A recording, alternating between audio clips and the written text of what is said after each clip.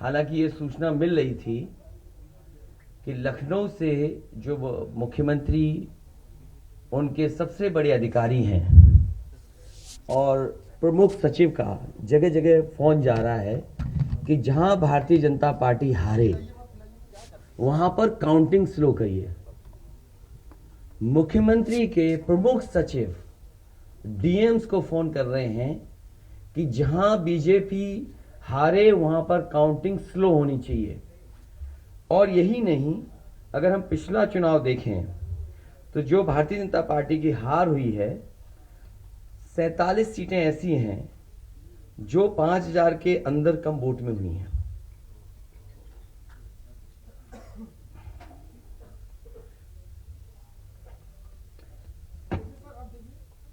सैतालीस सीटें ऐसी हैं पिछले चुनाव की जहां पर 5000 वोट के कम फासले से भारतीय जनता पार्टी जीती है। और जो आज देखने को मिला है बनारस में कि जहां ईवीएम्स ले जाई जा रही थी, एक ट्रक पकड़ा गया, 2 ट्रक लेकर के भाग गए।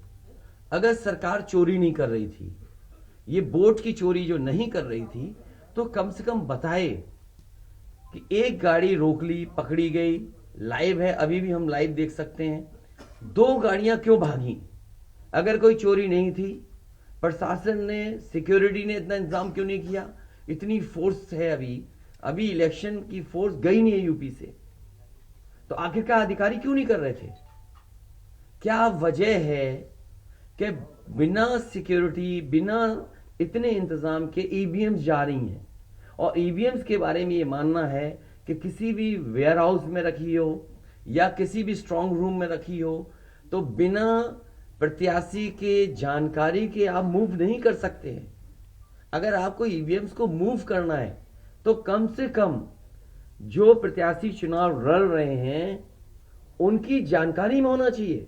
और सोचिए, मुख्यमंत्री आवास से प्रमुख सचिव, मुख्यमंत्री जगह जगह फोन कर रहे हो और डीएम्स को बता रहे हो। ये घबरा गए उसी दिन जिस दिन अखबारों में कुछ जगह आया कि कहीं पार्क की सफाई हो रही है, कहीं घर की सफाई हो रही है। और आप में से वो लोग हैं जो जमीन पर घूमे हैं, जो जमीन पर चुनाव चल रहा है, वो भारतीय जनता पार्टी के खिलाफ था, जनता के अंदर नाराजगी थी। ये जो कल एग्जिट पोल आए हैं, मैं एग्जिट पोल पर बोलना नहीं चाहता था, लेकिन जो एग्जिट पोल आए हैं वो कहीं ना कहीं परसेप्शन ये क्रिएट करना चाहते हैं कि हाँ, भारतीय जनता पार्टी जीत रही है, जिससे वो चोरी भी करें अगर, वो भी ना पता लगे कि हाँ चोरी हुई है। इसीलिए अगर हमने वोट दिया है तो मैं अपने नौजवानों से, किसानों से और आम लोगों को कहूंगा कि उतनी हमारी जिम्मेदारी बनती है कि वोट को हम बचाएं। अगर वोट नहीं गिना जाएगा तो लोकतंत्र कहां जाएगा? और ये लोकतंत्र की आखिरी लड़ाई है। मैंने कई बार कहा कि उत्तर प्रदेश का चुनाव लोकतंत्र की आखिरी लड़ाई है। इसके बाद तो जनता को क्रांति करनी पड़ेगी, तभी बदलाव आएगा। इसलिए मैं अपने पार्टी के लोगों से और जो सच्चे ईमानदार, सच्चे सिपाही हों, सच्चे अधिकारी हों, सच्चे पत्रकार हों, कम से कम आगे आए और लोकतंत्र को बचाने के लिए खड़ा हों।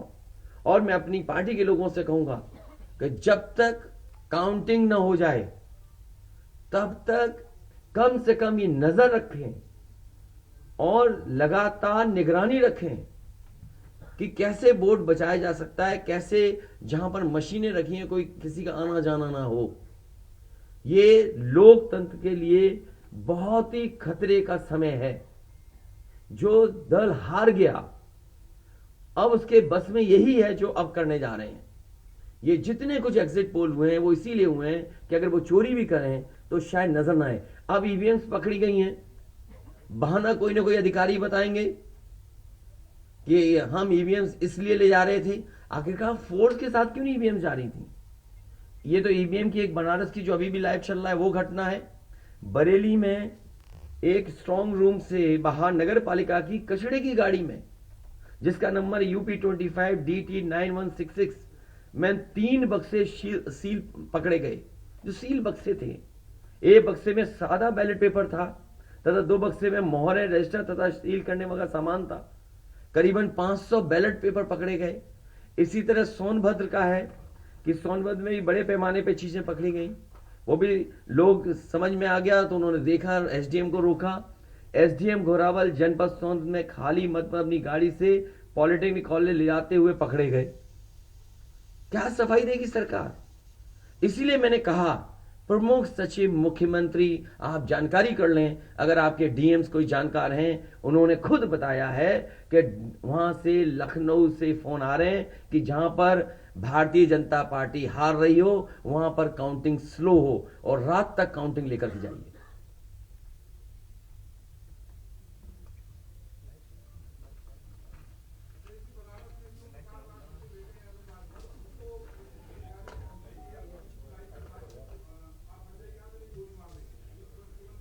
तो मैंने आपसे कहा कि ये लोकतंत्र का आखिरी चुनाव है। इसके बाद तो जिस तरीके से आजादी के लिए लड़ाई लड़ी गई थी उसी तरह की हमें और आपको क्रांति करनी पड़ेगी। मैं तो अपने नौजवानों से अपील करूंगा कि जहां किसान इतने साल बैठे रहे तब सरकार झुकी। कम से कम 3 दिन लोकतंत्र के अखंड प्रहरी बनकर के ईवीएम्स को बचाएं और चुनाव को बचाएं। मैं किसी डीएम का इसलिए नहीं मानूंगा। डीएम कौन होता है? अगर प्रमुख सचिव मुख्यमंत्री फोन करेगा, डीएम क्या कर सकता है? डीएम की क्या हैसियत है? ये फिर जो प्रत्याशी लड़ने रहे थे उनको आखिरकार डीएम ने क्यों नहीं बताया? डीएम अगर ये जवाब दे रहा है तो उस डीएम से पूछिए कि डीएम ये बताओ कि तुमने जो प्रत्याशी चुनाव लड़े थे उसके बारे में क्यों नहीं बताया उन प्रत्याशियों को? ये डीएम आखिरकार किसके नीचे काम कर रहे हैं?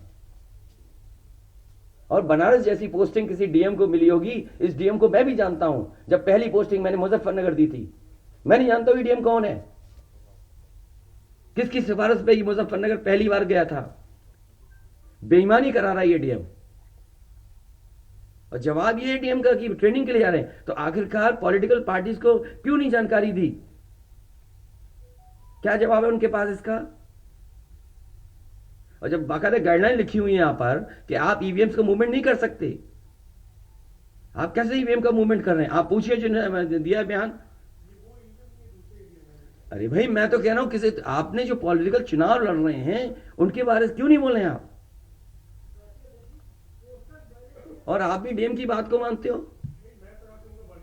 वो वर्जन इसलिए बोल रहे हैं क्योंकि सरकार एक भाषा बोलेगी, ऊपर से नीचे तक भाषा एक बोलेगी। आप बताइए जब समाजवादी सरकार का चुनाव था, इलेक्शन कमीशन ने जो शिकायत की उस अधिकारी को हटाया गया? आज इलेक्शन कमीशन ने किसी अधिकारी को हटाया हो? एक अधिकारी अगर इलेक्शन कमीशन हटाया हो तो बता दो। मुझे कोई उम्मीद नहीं। इसीलिए मैं कह रहा हूं कि लोगों को लड़ना पड़ेगा। अगर लोकतंत्र बचाना है तो कहीं ना कहीं तैयारी करनी पड़ेगी लोकतंत्र बचाने के लिए। जो गाइडलाइन है, आज जो बैलेट पेपर पकड़े गए हैं सोनभद्र में, जो बैलेट पेपर पकड़े गए हैं आपके बरेली में, जिस तरह ईवीएम्स को ले आया जाता है, ये सवाल बड़ा है। अधिकारी वही भाषा बोलेंगे जो उनको बोलने के लिए सरकार कहेगी। वो नहीं चाहते कि ओम प्रकाश राजभर जी क्या भूल गए? इलेक्शन कमीशन याद नहीं है? ओम प्रकाश राजभर जी नॉमिनेशन के लिए गए, इनको अपमानित नहीं किया गया? क्या प्रशासन कार्रवाई कर रहा था? स्वामी प्रसाद मौर्य जी के साथ क्या व्यवहार हुआ? कोई भूल जाएगा इन बातों को? और चुनाव भर में क्या भाषण थे, क्या भाषा का इस्तेमाल था? हर जगह डराने का काम जनता को। ये अलग बात है। कम से कम इलेक्शन कमीशन को ये देखना चाहिए, खुलेआम जनता देख रही है, आज के जमाने में लाइव है कि किस तरीके से ईवीएम्स को ले आया जा रहा था। चुनाव आयोग को सबसे पहले जिलाधिकारी बनारस पे कार्रवाई करनी चाहिए कि आखिरकार उसने किसी को कॉन्फिडेंस में क्यों नहीं लिया। अगर मशीनें जा रही थी तो प्रत्याशियों को क्यों नहीं बताया गया? पॉलिटिकल पार्टीज को क्यों नहीं जानकारी दी गई? अगर ये गाइडलाइन में है कि नहीं है इलेक्शन कमीशन के, आप ईवीएम्स को एक जगह से दूसरी जगह मूव करा रहे हैं, आखिरकार इसके लिए जिम्मेदार कौन है? आप ईवीएम लेकर जा रहे हैं, अब 2 दिन की बात है, काउंटिंग होनी है।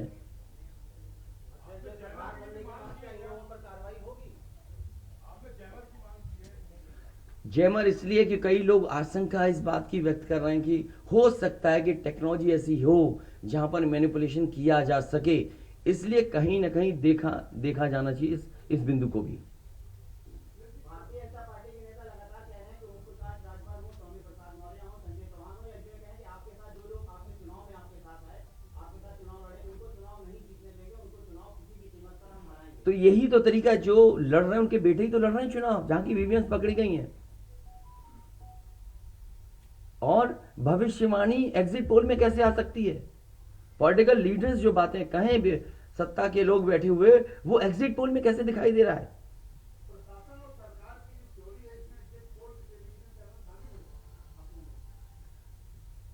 है। आपको ये देखना चाहिए जो एग्जिट पोल कर रहे हैं क्या मुनाफे के लिए कर रहे थे? जो कंपनियां बड़ी बड़ी सर्वे का पैसा कौन दे रहा है उनको? और जो डेटा दिया है चैनलों को, फ्री दिया गया है कि उपहार में दिया गया है, वो अलग बिंदु है। कोई इतनी बड़ी एक्सरसाइज कर रहा है, उसका फाइनेंशियल बर्डन कौन उठा रहा है?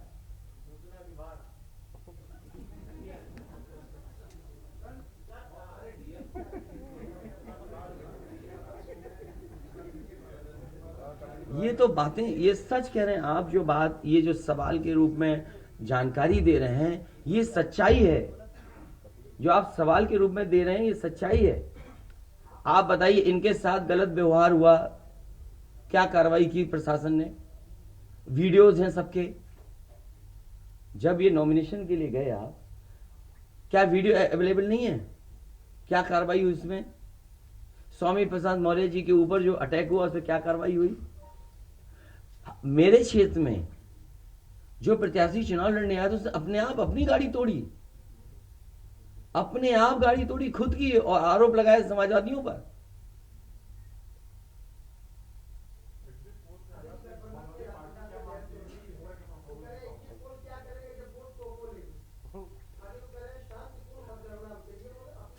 नहीं, शांतिपूर्ण मतगणना के लिए तो हम भी अपील कर रहे हैं, लेकिन सावधान रहें। अगर वोट दिया है तो वोट को बचाएं भी तो सही। अगर ईवीएम खुली सड़क पे इस तरह जाएंगी, आप क्या उम्मीद करोगे? आपके बैलेट पेपर पकड़े जा रहे हैं। आपके लखनऊ में ही एक गाड़ी पकड़ी गई थी, उसके अंदर क्या क्या था? वो कहते वो तो हर गाड़ी में टूल बॉक्स होता है। तो टूल बॉक्स में इतना बड़ा हथौड़ा थोड़ी होता है कि आप ताला तोड़ दो। वोट बचाने के लिए कहीं ना कहीं हमें एक अखंड प्रहरी की तरह काम करना पड़ेगा।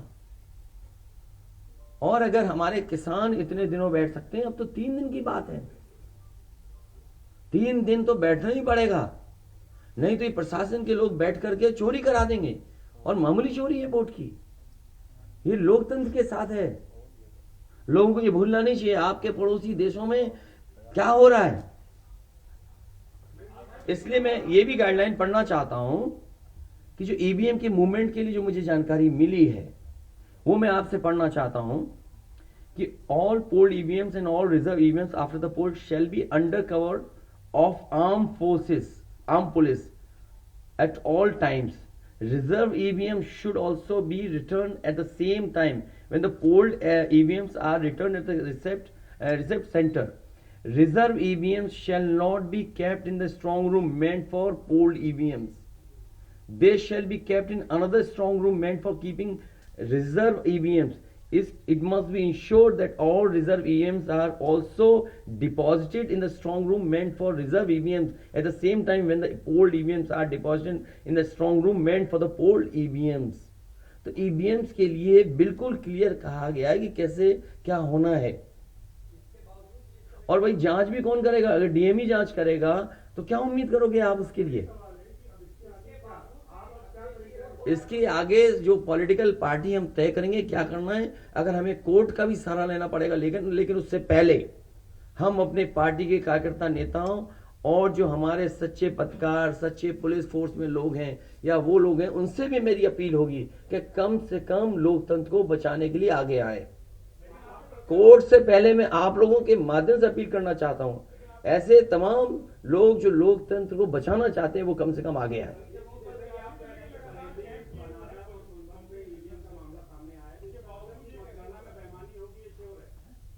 आपने पंचायतों का चुनाव देखा था, भारतीय जनता पार्टी ने खुलेआम वोट को लूटा।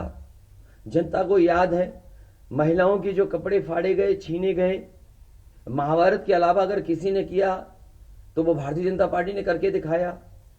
क्या कार्रवाई की गई उस समय बताइए? इलेक्शन जो आपका स्टेट इलेक्शन कमीशन है, शिकायतें हुई, क्या कार्रवाई हुई उनके ऊपर? क्या कार्रवाई हुई पुलिस के ऊपर? क्या कार्रवाई हुई उन लोगों जिन्होंने वोट को छीना?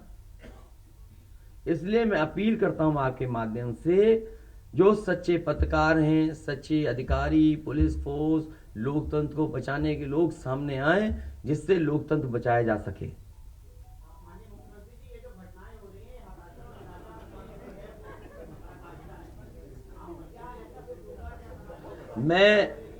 मैं नौजवानों से विशेष अपील करूंगा, और इसलिए अपील करूंगा, मैंने वो तस्वीरें देखी कि नौजवान वोट डालने के लिए लोकतंत्र में कैसे निकल पड़ा। अगर उसने वोट डाला है तो कम से कम वो वोट बचाए। अपना कैसे वोट बचाएगा? गिनने से कैसे गिनती में लाएगा? और ये कोई ये मामूली घटना नहीं है। जो लोग लोकतंत्र पर भरोसा करते हैं उनके अंदर आक्रोश होगा, ऐसा नहीं कि गुस्सा नहीं होगा उनके अंदर। इसीलिए मैंने कहा कि 5,000 के अंतर में सीटें जो जीती गई थी भारतीय जनता पार्टी की, वो 47 हैं। और मैंने इसीलिए कहा कि प्रमुख सचिव, मुख्यमंत्री, जिलाधिकारियों को फोन कर रहे हैं कि काउंटिंग स्लो की जाए। और बैलेट के लिए हम लोगों ने अपने प्रत्याशियों को और जो एजेंट्स हैं, हमारे इलेक्शन एजेंट्स, उनको समझाया है कि बैलेट को किस तरीके से काउंट करना है, कैसे रखे जाएं, उन सब को समझाने का काम किया। और आप में से जो लोग बनारस गए होंगे वो जानते होंगे कि बनारस साउथ समाजवादी पार्टी जीत रही है, अयोध्या समाजवादी पार्टी जीत रही है। ये घबराहट है बीजेपी को। पवन पांडे जीत रहा है, ये घबराहट है। किशन दीक्षित जीत रहा है, ये घबराहट है बीजेपी को। नहीं, वो अलग बात है, पान भी खाया। और भाषा नहीं देखी आपने? क्या प्रवक्ता की बात करते? कौन है ये चीज प्रवक्ता? कोई प्रवक्ता की बात नहीं करेंगे। क्या प्रवक्ता उठा लाए आप किसी गली मोहल्ले से? क्या प्रवक्ताओं की बात करते हैं आप? इतने सीनियर जर्नलिस्ट बनते हो आप अपने आप को। ये मामला सीरियस है, क्या प्रवक्ता बताएगा? इलेक्शन कमीशन क्यों नहीं बता रहा? ये खुलेआम ईवीएम घूम रही हैं। कोई आश्वासन नहीं दिया। हो सकता है हमारी प्रेस का शायद कुछ जागे। यूपी के हैं सब, और कहां के इलेक्शन कमीशन के लोग? Returning officer?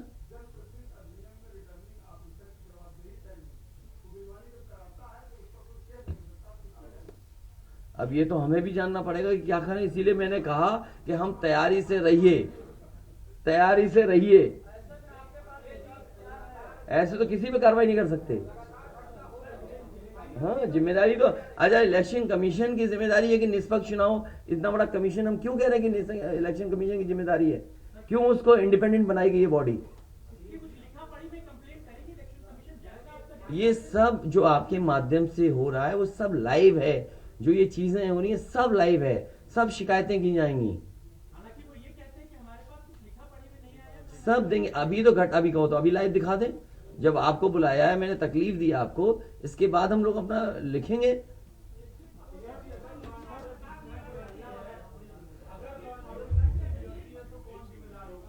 इलेक्शन कमीशन जिम्मेदार है इसके लिए। ईवीएम्स खुलेआम जा रही हैं, बैलेट पेपर कूड़े के डब्बे में पकड़े जा रहे हैं। गाड़ी का नंबर हम बता रहे हैं आपको, एसडीएम लेकर के जा रहा है। और मैं तो कहूंगा कि चुनाव, हमारे जितने भी समाजवादी लोग हैं, कानून व्यवस्था को मानते हुए शांतिपूर्ण रहें। लेकिन जिम्मेदारी सरकार की भी तो है। ये जिम्मेदारी इलेक्शन कमीशन की नहीं है, सरकार की नहीं है। आप अगर पूरी सुरक्षा के साथ उन ईवीएम्स को ले जाते, जो प्रत्याशी चुनाव लड़ रहे हैं उनकी जानकारी में लेकर के जाते हैं, तो किसको आपत्ति थी? ये तो पकड़ी गई हैं। अगर चोरी पकड़ी गई है तो चोरी पकड़ी को पे आप कानून व्यवस्था की बात करोगे आप? तो नहीं सुनी जाएगी। तो समाजवादी पार्टी हर रास्ते को अपनाएगी जहां पर लोकतंत्र को बचाया जा सके। वो जरूरी है। जहां जहां चुनाव हुए हैं, बंगाल में, तमिलनाडु में या किसी भी प्रदेश में प्रत्याशी और उनके लोगों ने जगह जगह बैठ करके दिन रात पहरा दिया है।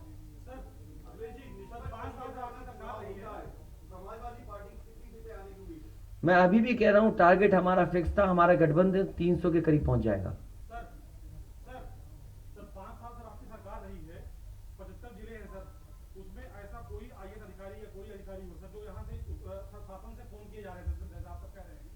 मुझे तो अधिकारी नहीं बताया ना। सर कोई अधिकारी का सर नाम लीजिए सर, ऐसे कि मतलब जो लोग नहीं, मैंने नाम लिया प्रमुख सचिव मुख्यमंत्री का, जिससे मुझे जानकारी मिली, उसका नाम कोई नहीं बता सकता। हाँ, मुझे इलेक्शन कमीशन अगर कहेगा तो मैं नाम बताऊंगा। अरे हम सरकार चलाएं, हमें हमारे इतने भी अधिकारी नहीं होंगे? क्यों नाम बताएं चाहने वालों का? अरे तुम में चाहने वाले बैठे, किसी का नाम ले लूंगा मैं? तुम्हारे ही लोग अलग से मुझे मैसेज करते हैं, नाम ले दूं? अब तुम नहीं, वो हमारे दुश्मन हो तो हम क्या करें तुम्हारा? अरे बहुत सारे हैं जो हमें पर्सनल मैसेज भेजते हैं, तो क्यों नाम उनके ले दूं मैं? क्या चीज? अरे नए हो पत्रकार यार, बहुत सीनियर नहीं हो तुम। अपना परिचय दे दो, सब जान जाए आपको। जाने कौन सा एनबी है?